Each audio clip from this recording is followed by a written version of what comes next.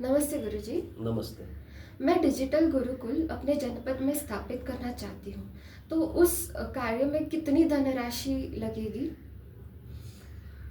अभी अश्वमेध का डिजिटल गुरुकुल आपको करना है तो नॉर्मली क्या होता है कि इसमें हमने दो ऑप्शंस रखे हैं। एक तो है कि आप मात्र 5,000 रुपये में यहाँ पे डिजिटल गुरुकुल शुरुआत कर सकती है, जिसमें बेसिक्स आपको वेबसाइट्स जो हम लोग प्रोवाइड कर रहे हैं। जैसे आप देखोगे कि www.ashwamedhgurukulpune.org करके है, तो वो जो वेबसाइट है उस वेबसाइट पर आप अगर जाते हैं, उसका हम लोग इस वीडियो में वो भेज भी देंगे कि आप देख लीजिए।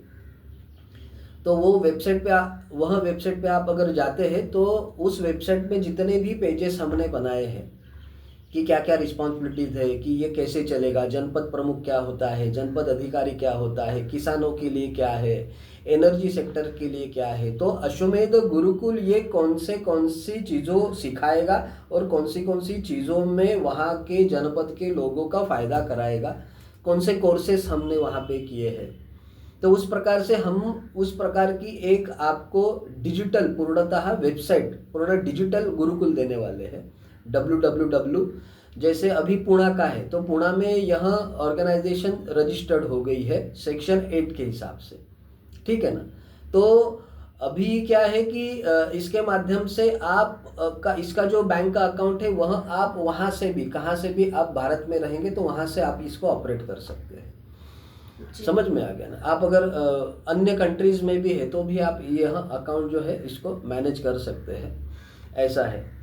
तो हम लोग क्या कर रहे हैं कि एक ऐसी पूर्णतः वेबसाइट बना के दे रहे हैं कि जिसमें सब कुछ चीज़ें हैं और फिर उसको कैसे उपयोग में लाना है उसके लिए हर बुधवार को आप लोगों की ट्रेनिंग होती है।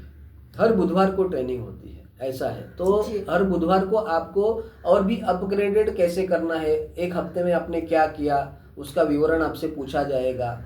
आपको कुछ मार्गदर्शन चाहिए तो मार्गदर्शन किया जाएगा। तो इस हिसाब से हम लोग आपको एक वेबसाइट बना के देने वाले हैं। तो वो 5,000 रुपये का अभी एक कॉस्ट है शुरुआत में। तो बाद में यह जो शुरुआत है इसके लिए तो पहले ये जो 100 लोग आएंगे तो उनके लिए ये 5,000 रुपया है। उसके बाद फिर ये धीरे धीरे जैसे सिलेबस वहाँ पे बढ़ेगा तो हमको उसका जो मेमोरी के लिए बहुत पैसा खर्चा करना पड़ता है।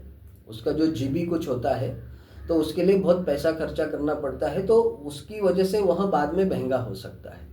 तो अभी जो भी 100 डिजिटल गुरुकुल शुरुआत के आएंगे तो वह 5,000 रुपये में होने वाले हैं। उसके बाद फिर इसका जो धनराशि है यह बढ़कर 11,000 भी हो सकता है और आगे आने वाले 1 या 1.5 साल या 2 साल के बाद तो 1-1 लाख रुपया भी ब्रांच अगर आपको खोलनी है आपके जनपद में तो उतना हो सकता है, क्योंकि बहुत पैसा लगता है वो सॉफ्टवेयर की चीज़ों को मेंटेन करने के लिए। और उस समय पे बहुत सारे सिलेबस होने वाले हैं, बहुत सारे विद्यार्थी, बहुत सारे जो गुरुजन है, बहुत सारे आचार्य है, तो उनका सिलेबस भी रहने वाला है। तो उसी की वजह से वह बाद में 1 लाख तक भी जा सकता है।